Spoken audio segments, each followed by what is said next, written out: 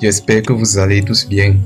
Ça fait quand même un bon enchaînement depuis. Précédemment, on a fait l'épisode 119, on est à présent à l'épisode 123 et il y a du nouveau, plusieurs nouvelles choses qui se sont passées.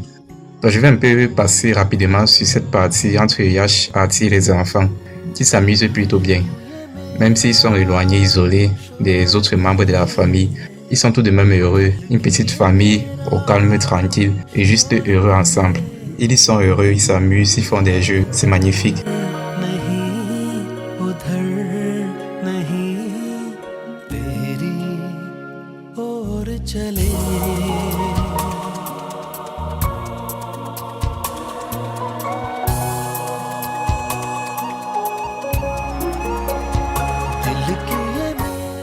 Voilà, on arrive donc à cette partie où Prashant vient à la maison. Désolé pour la qualité des images, prochainement je ferai sans doute mieux.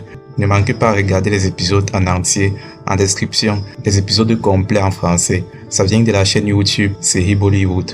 Et pour rappel, nous sommes à l'épisode 123. Donc Prashant vient pour réclamer la garde de l'enfant, de son fils biologique, pas son enfant, parce qu'il n'a rien fait pour lui. Il n'a pas bougé le petit doigt quand Ange avait le plus besoin de lui. C'est pour cette raison que pour moi, c'est juste son fils biologique. Il n'a rien, il n'a aucun droit sur lui. Il a abandonné avant même sa naissance. Il y aura un procès pour cela et on fera qu'il va avoir la garde de l'enfant. On a Suraj Pradhan. Son caractère vraiment m'a déçu. Il m'a vraiment déçu lorsqu'il a accepté d'aider Prashant pour qu'il nuise à Artie. Et tout cela par ego, juste par ego.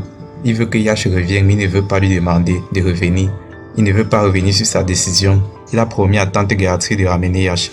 Donc Yash intervient, il fait comprendre à Prashant qu'il n'aura pas la garde de Ange, qu'il fera tout pour l'empêcher de récupérer Ange. J'aime le comportement de Yash. Il n'y a pas meilleure manière d'agir.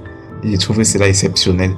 C'est la raison pour laquelle dans la précédente vidéo, j'ai parlé de Yash, un héros définitif, un père et un mari exceptionnel.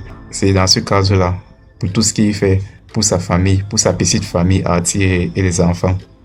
Dans le père de Yash, bien sûr, intervient pour dire que personne ne va l'aider, qu'il devra se débrouiller seul. Il devra se défendre contre Prashant tout seul. Et il voulait dire quelque chose, à condition que Artie s'en aille avec Ange, pour qu'il aide Yash contre Prashant. C'est-à-dire, Artie et Yash se séparent. Ils sont partis voir le meilleur avocat, mais ayant constaté malheureusement que Prashant l'a déjà engagé pour défendre son cas. Parce que c'était étonnant, comme Artie a dit, où est-ce que Prashant a pris l'argent pour se procurer les services du meilleur avocat.